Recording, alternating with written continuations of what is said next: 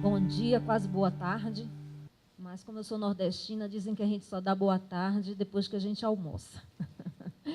Bem, acho que como todos os outros que me antecederam, a apresentação está um pouco mais longa do que os 10 minutos, né, que nos foi concedido. Então, vou tentar falar um pouco rápido e me perdoem aqueles que, como eu não falo em espanhol, então me perdoem. A proposta do tema a ser abordado aqui é a articulação entre informação e comunicação no âmbito territorial. E, para tratar desse assunto, a gente escolheu apresentar uma experiência que está em curso na carteira de projetos da Embrapa e que tem várias ações. É um projeto de capacitação, ações de capacitação e divulgação de informações tecnológicas no semiárido brasileiro. E a gente tem trabalhado, então, desde 2014 lá, e o porquê da gente trabalhar com essa proposta, né? Na verdade, a necessidade de sairmos do modelo clássico de comunicação e do modelo clássico também tradicional, como aqui já comentado, de difusão, onde a relação se dá entre a pesquisa e a extensão e os agricultores, e com o apoio de tecnologias de comunicação e de informação, e de uma boa informação, né, a gente poder trabalhar, partir para o diálogo e o intercâmbio. Lembrando sempre, e essa é a proposta que está presente no projeto e nas ações, na experiência, que a comunicação, a relação comunicação, inovação e desenvolvimento, dentro desse processo, a comunicação é fundamental, né?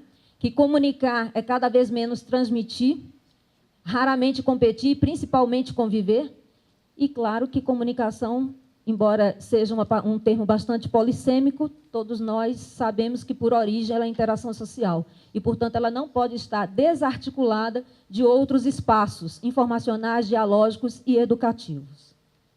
Quando a proposta foi apresentada, ela tinha como propósito, e ainda tem, a gente buscar avançar em alguns problemas, né? Resolver situações como a necessidade de um trabalho mais articulado entre pesquisa e extensão, na perspectiva de uma atuação diferenciada com a criação da ANATER, Agência Nacional de Assistência Técnica e Extensão Rural, e também pela oportunidade de projetos apoiados pelo Plano Brasil Sem Miséria, de desenvolvimento territorial e de produção, de inclusão produtiva rural. A necessidade também de qualificar, mas principalmente de trabalhar com a proposta processos mais participativos, em razão do esgotamento do modelo clássico de comunicação, essencialmente linear e instrumental, e pelo interesse de participantes e parceiros que nós temos, que já apontavam essa necessidade e essa demanda. Assim como criar espaços para avaliação crítica das práticas comunicacionais, né? Com o fim de otimizar a ação da pesquisa e da extensão, porque vivemos numa era de compartilhamento, e numa era em que não existe mais só um emissor, são múltiplos, né? Todo mundo produz, todo mundo tem conteúdo, todo mundo é receptor. Temos trabalhado com as seguintes premissas, que nessas experiências: a comunicação com e não para os atores locais, a dialogicidade, promover o protagonismo comunicacional desses comunicadores territoriais, e aí não é só a questão de profissionais, nós estamos tratando aqui de voluntários, né? São radialistas comunitários, principalmente, são blogueiros, pessoas comuns que hoje têm aí sua produção nas redes sociais, são jovens, mas também são extensionistas, são pesquisadores que se engajaram nesse processo e que estão trabalhando como dentro de um processo de agentes de comunicação e comunicadores territoriais. Trabalhar a multidisciplinaridade, como aqui já comentada, né, os aspectos educativos, culturais, tecnológicos e organizativos. E deixar claro que a atuação da Embrapa é de animadora do processo e não de detentora dos instrumentos, né, e do conhecimento. Onde nós temos trabalhado de fato? Eu já comentei que a experiência está ocorrendo no semiárido brasileiro, região aqui que já foi apresentada pelo nosso diretor, Valdir, né? Onde a Embrapa, desde 2011, desenvolve 17 projetos.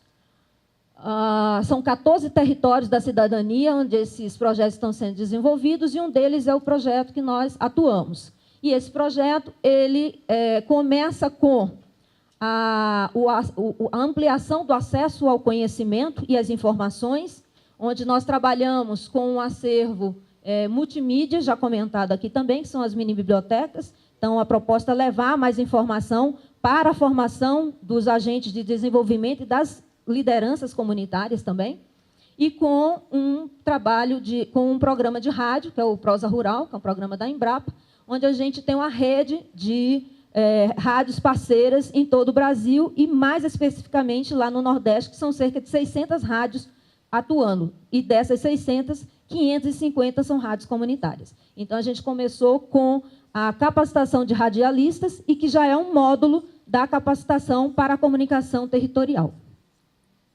A experiência, como ela vem sendo executada? Pela articulação dos diversos atores e parceiros locais. E quem são esses atores e parceiros? A própria pesquisa, as unidades de pesquisa que estão responsáveis pelos projetos territoriais, a extensão rural pública e privada, as ONGs locais, as rádios, enfim, todos os atores que participam. Pela construção coletiva da programação das oficinas, nós não fazemos uma oficina top-down, né? A gente não faz aqui a programação só, então a gente está sempre dialogando com os parceiros locais para saber o que é de maior interesse. Pela valorização das expertises locais, os companheiros que são de rádio já estão lá trabalhando com a gente e fazendo os módulos, né, para os demais sobre como é que se trabalha a locução, entrevista, etc. Vários educadores populares, educomunicadores, né, populares que têm se engajado nesse processo, e a gente está trabalhando em N frentes, né, a educação contextualizada, como trabalhar com oficinas de fotografia etnográfica. Dentro da discussão dos conteúdos, a gente tem procurado sempre trabalhar a questão da análise crítica dos meios de comunicação, e principalmente o foco no local, né? Nós estamos dentro do semiárido, então é a convivência para o semiárido que é o principal foco. Potencializando informações tecnológicas validadas pela pesquisa, aqueles acervos lá tratam disso, né? Mas não só nesse sentido, promovendo também, fazendo com que esses comunicadores, esses agentes, entendam que eles podem potencializar isso por meio de debate, de análise crítica, enfim, de uma série de outras ações, né? E promovendo ações também em que pesquisa, extensão e agricultor esteja presente. Então, algumas iniciativas que têm acontecido, principalmente no Alto Oeste, Potiguar, e que é no Rio Grande do Norte, no Agreste Alagoano e no Sertão Sergipano, e aqui nós temos alguns colegas que estão envolvidos diretamente, né? Tem sido levado essas pessoas para as unidades de aprendizagem familiar, onde elas têm a oportunidade de saber, no in loco, como isso funciona, e podem, a partir daí, entender melhor e poder fazer essa divulgação. E essas são as questões norteadoras, além dessas tem outras, mas que a gente geralmente trabalha para provocar a reflexão de cada um, né? Como se dá a comunicação na minha região, na minha prática diária, como faço comunicação, afinal, todos nós somos comunicadores, como a mídia retrata o lugar onde nós vivemos e como eu vejo o lugar onde eu vivo, como eu, como comunicador, posso ajudar o desenvolvimento da minha região. Bem, aqui são alguns resultados e aprendizagens, como eu citei, esse é um processo novo, a gente está começando, né? Ok? E, então, tem alguns resultados já práticos e outros que ainda estão em curso. Entre eles, nós temos a formação de redes de comunicadores territoriais, nós temos a rede Rio Grande do Norte e Ceará, a rede Sergipe, Alagoas, a rede do Serra Geral, que é Minas Gerais, né? E isso aqui a gente tem feito micropapos e macropapos por meio do WhatsApp, né? Então, além disso, o pessoal produz spots para rádio, produzem vídeos e a gente compartilha, e muitas vezes esse material, pelo menos de rádio, vem sendo divulgado também como faixa extra no programa de rádio da Embrapa, Prosa Rural.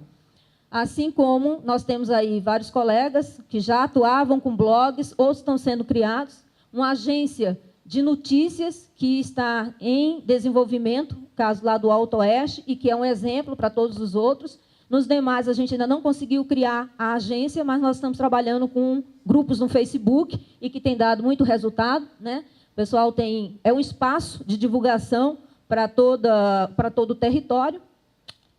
Além disso, a inovação institucional, afinal de contas, é a ampliação das parcerias que a Embrapa e a Extensão Rural estão conseguindo naqueles territórios. Então, várias organizações estão se inserindo nesse processo. Não necessariamente a gente tem algum tipo de instrumento jurídico, mas, para isso, a gente não precisa tê-lo. O importante é que essas pessoas estejam engajadas e que tenham interesse, e, a partir daí, a gente consegue evoluir, né, para relações mais formais. O fortalecimento da participação e da compreensão de atores locais quanto ao seu papel de agentes de comunicação territorial e o fortalecimento do diálogo, pesquisa, extensão, agricultores e, portanto, do capital social territorial. Bem, aqui não vai dar tempo, mas tem vários colegas que estão presentes, que têm participado e contribuído teórica e empiricamente para esse processo. Então, quero deixar aqui meu agradecimento a todos. Aqueles que eu esqueci de citar, por favor, me perdoem, mas não dá tempo mesmo, né? E as recomendações aqui são mais no sentido da gente ter a possibilidade, na tarde, de fazer algumas discussões. Mas as recomendações estão muito focadas aqui na postura institucional, tá? Mas que, como foi levantado no primeiro painel da manhã, é como que a gente trabalha numa outra lógica, num outro processo, com outra postura dentro das nossas instituições, tá certo? E o que é que a gente precisa fazer para mudar tudo isso.